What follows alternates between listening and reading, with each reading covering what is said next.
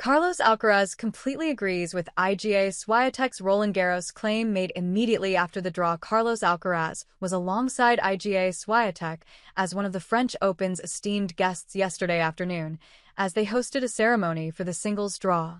Offering up first-round opponents for all involved, these elite athletes learned who they will have to bypass if they are to lift the title in a couple of weeks' time. Naturally, the Spaniard will be chief among those favored to do so on the men's side, having won the event last year in dramatic fashion. Both he and Swiatek were called up to the stage to offer their thoughts on the upcoming campaign, with Carlos Alcaraz full of excitement for the tournament to begin. However, his reasons for such elation were interesting. Carlos Alcaraz previews his Roland Garros campaign. First, it was the Polish superstar called to speak, and she said something which caught Alcaraz's attention. She claimed, "I have great memories from last year, and every tournament was a totally different story. I also learned a lot. It's always a pleasure to come back here and play on these courts again, because for sure I feel like these are the best courts." Alcaraz would then offer up his thoughts later on. "It's been a great clay season so far, but we are here.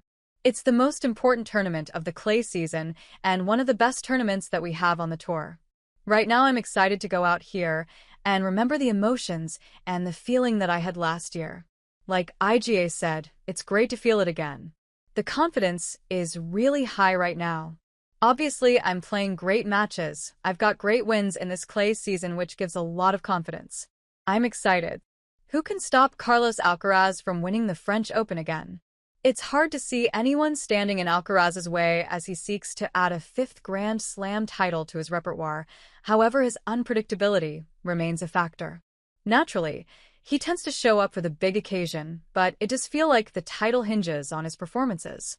If on form, there is only really one or two players who can challenge him, one of whom he dispatched in his own back garden earlier this month. However, Jannik Sinner is expected to be fitter and hungrier heading into this French Open, seeking to avenge last year's loss to Alcaraz in the semi-final should they meet in the final. Also, given Jack Draper's French Open draw, another elite player has been placed on the opposite side of the tournament format to him. Novak Djokovic remains a constant looming threat, having beaten him at this ground in the final of the Olympics and knocked him out in Melbourne too.